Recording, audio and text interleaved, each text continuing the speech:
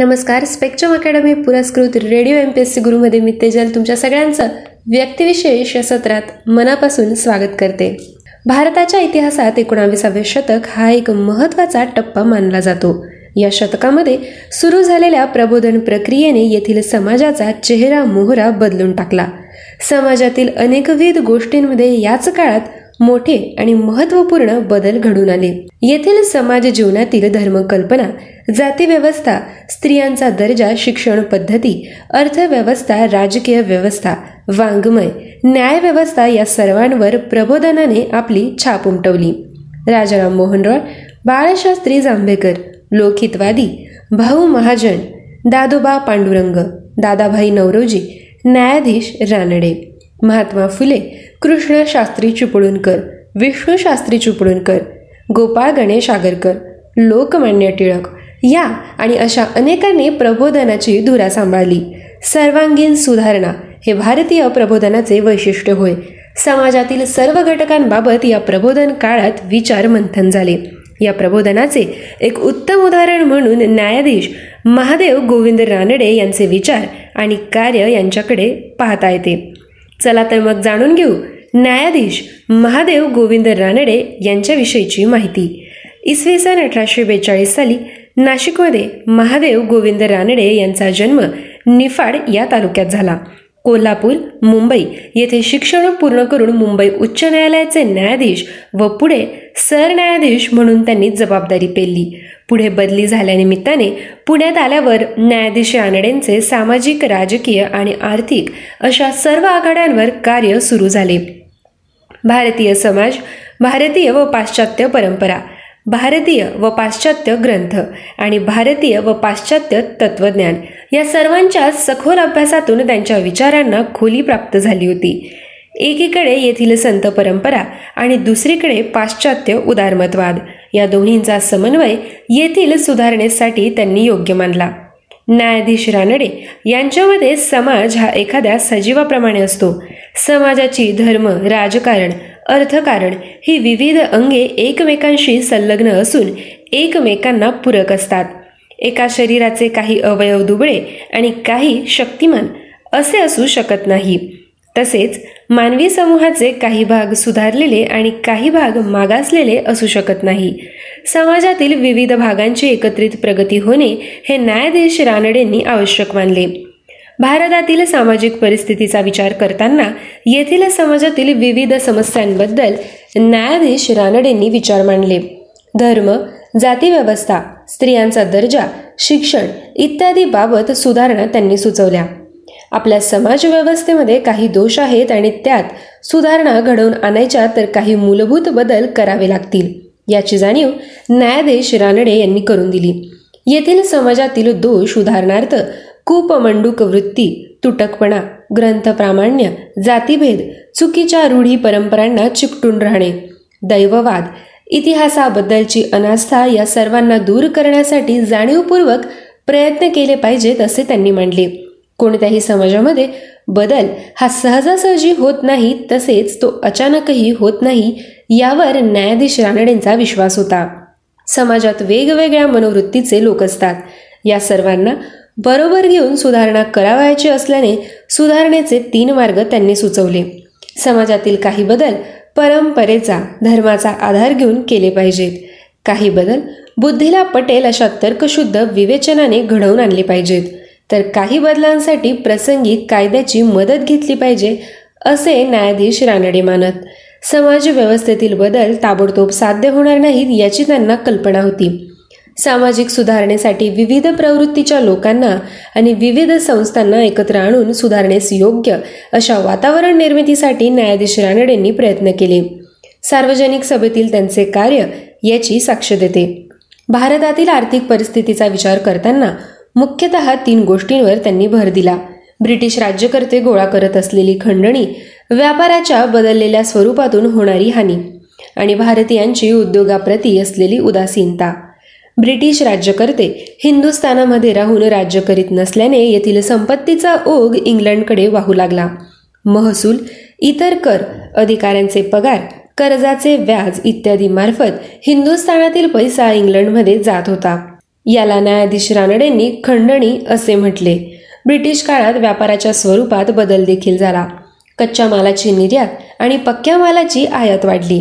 त्यामुळे येथे येणाऱ्या पैशापेक्षा येथून बाहेर जाणाऱ्या पैशामध्ये वाढ झाली. आकडेवारीच्या सहाय्याने त्यांनी हे सिद्ध केले. येथील लोकांची बचत न करण्याची वृत्ती आणि उद्योगाप्रती असलेली उदासीनता यामुळे येथील पैशाच्या वाढीला चालना मिळाली नाही असे मत त्यांनी वारंवार मांडले. येथील आर्थिक परिस्थिती सुधारण्यासाठी शेतकऱ्यांच्या प्रश्नात सरकारने लक्ष घालणे, उद्योगीकरणाला प्रोत्साहन देणे, उद्योग व शेतीवर सरकारचे नियंत्रण असणे, व्यापारात समतोल राखणे इत्यादी मार्ग त्यांनी सुचवले. तत्कालीन विविध आर्थिक प्रचार प्रणालींच्या सखोल अभ्यासातून त्यांनी हिंदुस्थानची आर्थिक परिस्थिती आणि त्यावरचे उपाय यावर विवेचन केले. राजकीय संदर्भात विचार मांडताना कायद्याचे राज्य, कायद्याची अंमलबजावणी, जनतेचे हक्क आणि कर्तव्ये, समानता, संसदेतील प्रतिनिधित्व यांचे महत्त्व त्यांनी विशद केले. या सर्व गोष्टी प्राप्त करावयाच्या तर जनतेने आवश्यक तर सनदशीर मार्गांनी चळवळ उभी केली पाहिजे असे विचार देखील त्यांनी मांडले. मात्र ही चळवळ टप्प्याटप्प्याने केली पाहिजे असे मतही त्यांचे होते. स्वाभाविक विकासक्रमाच्या अनुषंगाने जे नजीकचे उद्दिष्ट आपल्या दृष्टीपंथात येईल त्यावर लक्ष केंद्रित करावयाचे आणि औचित्य व व्यासबुद्धी यांच्याशी सुसंगत अशा तडजोडीच्या वृत्तीने ते प्राप्त करून द्यायचे असे धोरण ठेवण्याकडे न्यायाधीश रानडेंचा कल होता. म्हणूनच सार्वजनिक सभेच्या मार्फत लोकांना राजकीय शिक्षण देण्याचा त्यांचा मानस होता. न्यायाधीश रानडे हे स्वभावाने नेमस्त व संयमी होते. कोणत्याही प्रकारचा अभिनिवेश व अतिरेकीपणा हे त्यांच्या प्रकृतीमध्ये नव्हते. तसेच परंपरेचा धागाही त्यांनी तोडून टाकला नाही. आततायीपणे परंपरेची मोडतोड करण्यापेक्षा संथपणे तिची पुनर्घटना करण्यावर त्यांची भिस्त होती. मराठ्यांच्या इतिहासाचे परिशीलन करताना न्यायाधीश रानडेंची ही भूमिका दिसते. न्यायाधीश रानडे यांच्यावरील पाश्चात्य उदारमतवादाचा प्रभाव, त्यांची समन्वयवादी वृत्ती आणि क्रांतीपेक्षा उत्क्रांतीवर त्यांचा असणारा विश्वास यामुळे त्यांचे सुधारणेबाबतचे विचार आणि कृती या नेमस्तवादी होत्या. कोणत्याही टोकाला न जाता जास्तीत जास्त लोकांना बरोबर घेऊन कोणालाही न दुखावणारे मार्ग त्यांनी स्वीकारले. लोकापवाद वा व्यक्ती दुखावल्या जाण्यापेक्षा वेळ प्रसंगी आपल्या तत्वांना मुरड घालणे त्यांनी पसंत केले. कोणत्याही सुधारणेसाठी सक्तीपेक्षा संमतीलाच त्यांनी प्राधान्य दिले. 19व्या शतक सुरुवातीला म्हटल्याप्रमाणे भारतीय इतिहासातील एक महत्त्वाचा टप्पा आहे. मध्ययुगीन परंपरा ते आधुनिक मूल्ये यांच्यातील तो संक्रमण काळ होता. एकीकडे ब्रिटिश राजवटीला विरोध व त्यासाठी ब्रिटिशपूर्व परंपरेची ओढ आणि दुसरीकडे मध्ययुगी जीवन पद्धतीला विरोध आणि त्यासाठी ब्रिटिशकालीन मूल्यांची ओढ अशी दोलायमान स्थिती त्या काळात होती. ब्रिटिश राज्याचे दोष दिसत होते, पण त्यामार्फत येणाऱ्या आधुनिक मूल्यांचा स्वीकार आवश्यक वाटत होता. आणि परंपरेतील दोष दिसत होते, पण आपल्या स्वराज्याचा उच्चार आचार आवश्यक वाटत होता. या दोन्हींचा योग्य समन्वय न्यायाधीश रानडेंनी आपल्या विचार व कार्यात साधला होता. ब्रिटिश राज्यातील राजकीय धोरणे, आर्थिक धोरणे, शेतकऱ्यांवरील अन्याय, पाश्चात्य आर्थिक विचार प्रणाली यांविरुद्ध त्यांनी स्वच्छ आणि स्पष्ट मांडणी केली. त्याचबरोबर पाश्चात्य उदारमतवाद, उद्योगशीलता, व्यक्तिवाद त्यांनी तितक्याच स्वच्छ आणि स्पष्टपणे उचलून धरला. भारतातील चुकीच्या रूढी परंपरा, ग्रंथ प्रामाण्य यांवर बोट ठेवले. येथील मराठ्यांच्या इतिहासाचे अत्यंत संयमित असे परिशीलनही केले. पाश्चात्य संस्कृतीतील श्रेष्ठ मूल्ये स्वीकारताना आपल्या परंपरेचे श्रेष्ठत्वही त्यांनी अधोरेखित केले. तत्कालीन समाजाची नस त्यांनी बरोबर ओळखली होती. येथील समाज स्थितिशील आणि पुराणप्रिय आहे. जरा कुठे नव्याचा व्यास आला की तो बुजतो. त्यामुळे कोणताही बदल सुचवताना तो नवा आहे असे सांगण्यापेक्षा जुन्या परंपरेचे हे नवे रूप आहे असे सांगण्याचा प्रघात न्यायाधीश रानडेंनी पाडला. लोकांच्या श्रद्धा व विश्वास यांचा उपयोग त्यांच्या मतपरिवर्तनासाठी केला, तर समाज परिवर्तनासाठी ते अत्यंत उपयोगी साधन ठरेल असे ते मानायचे. 21व्या शतकात आज भारतासमोर पुन्हा पूर्वीसारखी दुही उभी आहे. एकीकडे पाश्चात्यांचे आर्थिक वर्चस्व व त्यातून उद्भवणारे तोटे दिसत आहेत, परंतु त्यामार्फत येणाऱ्या माहिती तंत्रज्ञानाचा स्वीकार अपरिहार्य आहे. दुसरीकडे येथील विकसनशील परिस्थितीतील अपूर्णता व दोषही दिसत आहेत, परंतु आपले स्वतंत्र अस्तित्व टिकवण्याची उर्मी देखील यात आहे. या नव्या संक्रमणावस्थेत न्यायाधीश रानडेंचे समन्वयवादी, संयमित परंतु अचूक व निसंदिग्ध विचार मार्गदर्शक ठरावेत. भारतीय संस्कृतीतील सातत्य आणि पाश्चात्य संस्कृतीतील बदल या दोन्हींचा मिलाफ आपण कसा साधू यावर आपला भावी इतिहास अवलंबून राहील. महात्मा फुले हे न्यायाधीश रानडेंचे समकालीन समाजसुधारक, तर डॉक्टर बाबासाहेब आंबेडकर हे 20व्या शतकातील क्रांतिकारी समाजसुधारक व दूरदृष्टीचे विचारवंत. स्वाभाविकपणे डॉक्टर आंबेडकर जसे महात्मा फुले यांचे वैचारिक अनुयायी होते, तसेच न्यायमूर्ती रानडे यांचे विचार व कार्य यासंबंधी डॉक्टर आंबेडकरांना सहानुभूती वाटणे स्वाभाविकच होते. डॉक्टर आंबेडकरांना त्यांच्या वडिलांच्या कागदपत्रांमध्ये एका निवेदनाचे काही कागद दिसले. ब्रिटिश सरकारने 1892 मध्ये एक हुकूमनामा काढून एका विशिष्ट वर्गाच्या समाजावर लष्करामध्ये घेण्यास बंदी घातली होती. त्याविरुद्ध दाद मागण्यासाठी एक निवेदन या कागदपत्रांमध्ये आढळले. ते निवेदन न्यायमूर्ती रानडे यांनी तयार केले होते अशी आंबेडकरांना माहिती मिळाली. तेथून रानडेंबद्दल त्यांच्या मनात आदरभावना उत्पन्न होत गेली. त्या काळात राजकीय सुधारणा अगोदर की सामाजिक हा वाद होता. राजकीय सुधारणेचे समर्थन न्यायमूर्ती तेलंग यांनी मोठ्या हिरिरीने केले. मात्र लोकशाही व्यवस्था व राजकीय हक्क निर्माण करणे व त्याचे संरक्षण करणे सामाजिक लोकशाहीवर अवलंबून आहे. अशी लोकशाही सामाजिक सुधारणेशिवाय निर्माण होऊ शकत नाही असे न्यायमूर्ती रानडे यांना वाटत होते. डॉक्टर आंबेडकर यांनी याच विचाराचे समर्थन केले. समाज सुधारक समाजालाच आव्हान देतो तेव्हा त्याला कोणीही त्यागी असे संबोधत नाही. त्याच्याशी मैत्री करायला कोणी धजत नाही, तो तिरस्करणीय होतो. परंतु राजकीय नेता जेव्हा शासनाला आव्हान देतो तेव्हा संपूर्ण समाज त्याच्या मागे उभा राहतो. आपला मुक्तिदाता म्हणून लोक त्याची स्तुती करतात. समाज सुधारक एकटा झुंजत राहतो. राजकीय नेता देशभक्त जनतेच्या पाठिंब्याने झगडत असतो. या दोघांमध्ये कोण जास्त धाडसी व कोणाचे धाडस मोठे असा प्रश्न डॉक्टर आंबेडकर उपस्थित करतात. न्यायाधीश रानडे व महात्मा फुले हे समकालीन सामाजिक सुधारणेचे अग्रणी. दोघेही धर्मभोळेपणा, अंधश्रद्धा, पुरातन परंपरा व चालीरीती यांवर कडाडून टीका करणारे व दोघेही समाजाला आव्हान देणारे. दोघांचेही कार्य धाडसाचे व निर्भयपणाचे. दोघांनाही समाजाकडून एकटेपणा व कुचेष्टा सहन करावी लागली. न्यायाधीश रानडे यांची तुलना फक्त महात्मा फुले यांच्याशीच होऊ शकते. न्यायाधीश रानडे हे राजकारणी नव्हते, मात्र राजकारणावर त्यांचे बारीक लक्ष होते. ते राजकारणाचे चांगले अभ्यासकही होते. न्यायाधीश रानडे हे बुद्धिवादी होते व ते आपले विचार, विवेक आणि अनुभव या कसोटीवर तपासून पाहत असत. न्यायाधीश रानडे हे मूलतः समाजसुधारक, परंतु त्यांनी भारताच्या राजकीय वाटचालीमध्ये महत्त्वाची भूमिका बजावली. काही राजकीय नेत्यांना त्यांनी मार्गदर्शनही केले. अर्वाचीन आधुनिक मराठी वैचारिक लेखनातील निवडक वेचांद्वारे भाषा सौष्ठव समजून घ्यावे, त्यातून विचारांचे आणि भाषेचे मराठी वळण कसे घडत गेले हे आकळावे, यासाठी देखील मानकरी महादेव गोविंद रानडे यांचे विवेचन जाणून घेणे महत्त्वाचे वाटते. मुंबई विद्यापीठाच्या पहिल्या 4 पदवीधरांपैकी एक अशी महादेव गोविंद रानडे यांची ओळख होती. 1867 मध्ये स्थापन झालेल्या प्रार्थना समाजाशी महादेव गोविंद रानडे जोडले गेले. मूर्तीपूजा आणि कर्मकांड यातून मुक्त होऊन उन्नत धर्माकडे मनुष्याची वाटचाल व्हावी यासाठी प्रार्थना समाज प्रयत्नरत होता. रानडे यांची या विषयाचे विवेचन करणारी काही व्याख्याने झाली होती. या व्याख्यानातील एक उतारा आपण जाणून घेऊ. आपल्या या प्रांती काही मंडळीची विवेकाकडे अतिशय प्रवृत्ती. आमच्या इकडे पांडित्य, कोरडे ज्ञान फार माजले आहे. त्याचा परिणाम असा झाला आहे की परमेश्वर कसा ओळखावा ही साधी गोष्टही कळत नाहीशी झाली आहे.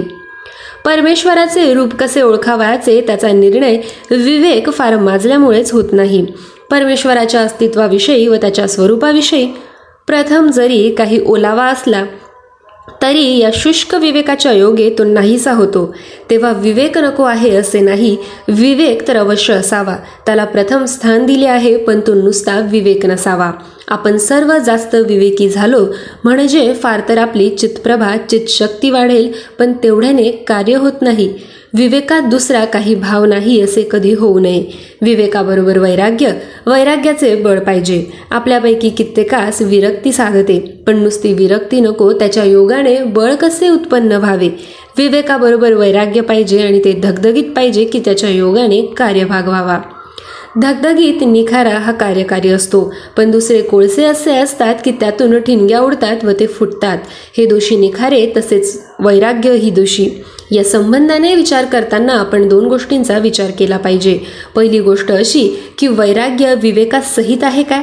तसे जर नसले तर मग सर्व लंगडे.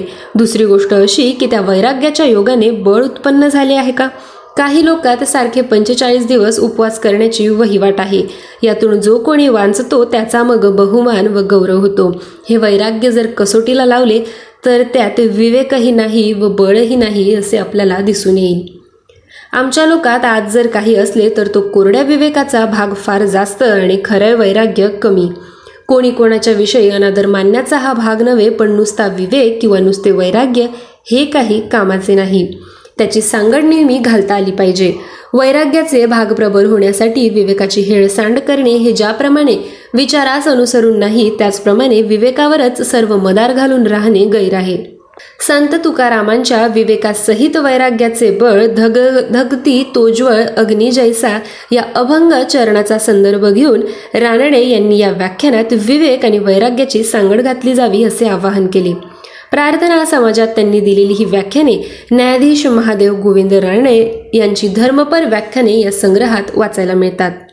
याच संग्रहातील विज्ञानविषयक विवेचन करणारे रानडे हे म्हणतात की विज्ञानाचा व्याप मनुष्य सृष्टीत ज्ञानापेक्षाही अधिक आहे. ज्यात परब्रह्माचे स्वरूप आविर्भूत होत असते असा विज्ञानमय कोश मनोमय कोशापलीकडचा आहे. तेणेकरून सृष्टी विज्ञानमय आहे अशी प्रतीती होते. राजशासनाला आधार विज्ञानाचा असतो, तरी विज्ञानमय होणारा फारच अल्प प्रदेश आहे आणि त्याचा धर्म्यपणा विज्ञानमय कोश आहे, म्हणूनच त्यास प्राप्त होतो. पुण्य मार्गाकडे मन प्रवृत्त व्हावे व पापापासून परावृत्त व्हावे असा स्वाभाविक कल असतो, त्याचे मूळ विज्ञानमय कोशात आहे. रानडे यांचे बहुतांश लेखन इंग्रजीतून झाले आहे. धर्मपर व्याख्यानांचा संग्रह आणि त्याआधी प्रकाशित झालेले भागवत धर्मावर प्रार्थना समाजात झालेले पहिले 2 उपदेश व व्यापारासंबंधी व्याख्याने अशी त्यांची 3च पुस्तके मूळ मराठीत आहेत. असे असले तरी मराठी भाषा व वाङ्मय यांच्या विकासासाठी आवश्यक असणाऱ्या बाबींकडे रानडे यांनी कळकळीने लक्ष पुरवले. 1864 व 1898 मध्ये त्यांनी मराठी भाषा व वाङ्मय यांच्या स्थितीविषयी इंग्रजीतून लिहिलेले 2 वृत्तांत लेख या दृष्टीने महत्त्वाचे आहेत. तसेच त्यांनी 1878 साली लोकहितवादींना बरोबर घेऊन मराठी ग्रंथोत्तेजक मंडळीची स्थापना केली. त्याच वर्षी पुणे येथे ग्रंथकार संमेलन भरवण्यात पुढाकार घेतला. रानडे यांचे फाटक यांनी लिहिलेले विस्तृत चरित्र, त्यांचे हे कार्य व जीवनदृष्टी समजून घेण्यासाठी वाचायला हवे. जाणून घेऊ महादेव गोविंद रानडे यांचे संस्थात्मिक योगदान. 1865 साली विधवा विवाह उत्तेजक मंडळीस त्यांनी सहाय्य केले. 1867 मध्ये मुंबई येथे प्रार्थना समाजात स्थापनेत त्यांनी सहभाग नोंदवला. 1870 मध्ये सार्वजनिक सभा स्थापनेत त्यांनी सहभाग नोंदवला. त्यांचे उद्दिष्ट थंड गोळा घेऊन पडलेल्या समाजात विचार, संघटना व कृतीची सांगड घालण्यासाठी व्यासपीठ उभे करणे हे होते. वक्तृत्वोत्तेजक सभा पुणे येथे त्यांनी उभारली. नगर वचन मंदिर देखील पुणे येथे उभारले. 1875 वसंत व्याख्यानमालेत त्यांनी सहभाग घेतला. 1882 मध्ये हुजूर पागा शाळेत त्यांनी योगदान दिले. 31 ऑक्टोबर 1896 मध्ये डेक्कन सभा उभारली. 1896 मध्ये हिंदू विडोज होम उभारले. इन्फेक्शन डिसीजेस हॉस्पिटल देखील स्थापन केले. नाशिक येथे मराठी ग्रंथोत्तेजक मंडळी उभारली. पुणा मार्कटाईल बँक, रशीम गिरणी, लवाद कोट, पुणे रंगशाला यांच्या स्थापनेत देखील सहभाग घेतला. 1889 मध्ये industrial association of western India स्थापन केली. रानडे यांनी केलेले लेखन जाणून घेऊ. एकेश्वर निष्ठांची कैफियत, इंदुप्रकाश हे मासिक. 1874 मध्ये जबाबदार राज्य पद्धतीची मागणी करणारा अर्ज. 1888 मध्ये essays on Indian economics. Marathi सत्तेचा उदय, मराठी पत्रकारितेचा पाया घातला. त्यांनी लिहिलेले निबंध, प्रजावृद्धीचे दुष्परिणाम, मराठा सत्याग्रहातील नाणी व चलन, तरुण शिकलेल्या लोकांची कर्तव्य हा निबंध ज्ञानप्रसारक नियतकालिकात गाजला. जाणून घेऊ त्यांनी केलेले धार्मिक कार्य.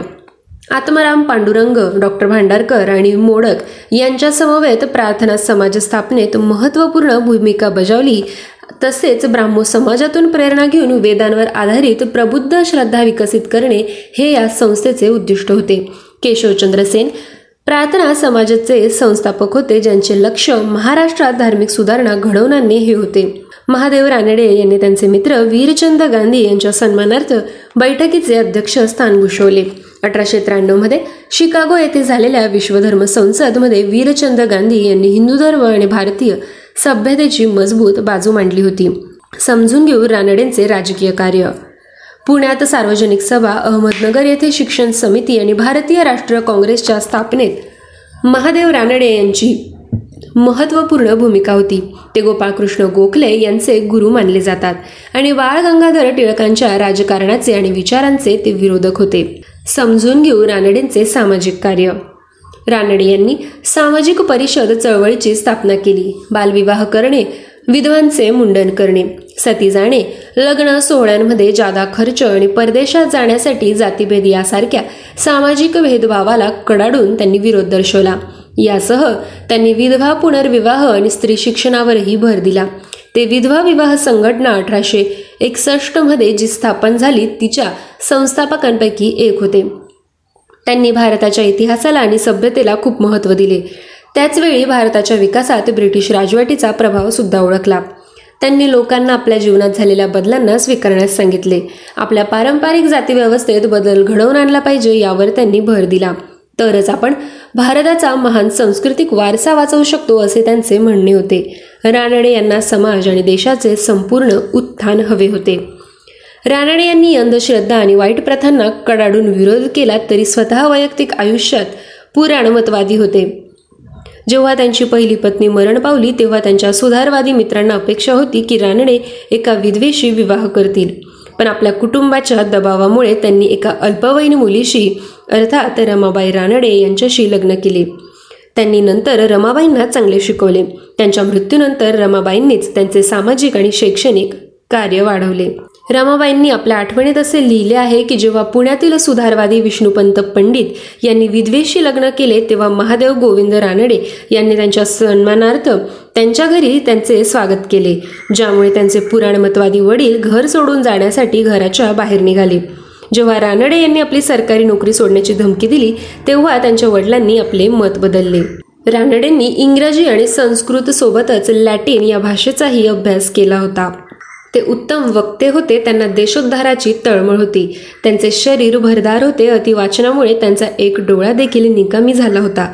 त्यांची वेशभूषा व राहणी अत्यंत साधारण होती. ते अहंकारी नव्हते. त्यांचे विचार क्रांतिकारक नव्हते तर उत्क्रांतवादी होते. Love of God in the services of man हे समाजाचे घोषवाक्य रानडे यांनीच निश्चित केले होते. प्रार्थना समाजाची नैतिक प्रगती घडवून आणणे आणि सद्यस्थितीतील ईश्वराची जुनी चौकट बदलून त्या ठिकाणी अध्यात्मावर आधारित नवी व्यवस्था निर्माण करणे हे 2 प्रार्थना समाजाची उद्दिष्टे रानडे यांनीच स्पष्ट केले होते. रानडेंनी 1884 मध्ये मुंबई विद्यापीठाच्या अभ्यासक्रमात मराठी भाषेचा समावेश करण्यासाठीचा ठराव मांडला. असाच दुसरा प्रयत्न त्यांनी 1898 साली केला. 1885 मध्ये पदवीधर मंडळ स्थापन झाले. रानडेंनी या मंडळापुढे आमचे पदवीधर लवकर का मरतात या विषयावर व्याख्यान दिले. असे थोर समाज सुधारक न्यायाधीश रानडे इसवी सन 1878 साली पुणे येथे झालेल्या पहिल्या अखिल भारतीय मराठी साहित्य संमेलनाचे अध्यक्षही होते. विद्यार्थ्यांनो, आज व्यक्तिविशेष या सत्रात आपण न्यायाधीश रानडे यांच्याविषयीची माहिती जाणून घेतली. ही माहिती तुम्हाला कशी वाटली हे आमच्या व्हॉट्सअप क्रमांकावर जरूर कळवा. त्यासाठी आमचा व्हॉट्सअप क्रमांक आहे 8698869880 अर्थात 8698869880. असेच आमचे रोजचे व्यक्तिविशेष हे सत्र ऐकण्यासाठी stay tune to radio MPSC Guru, spreading the knowledge, powered by Spectrum Academy. धन्यवाद.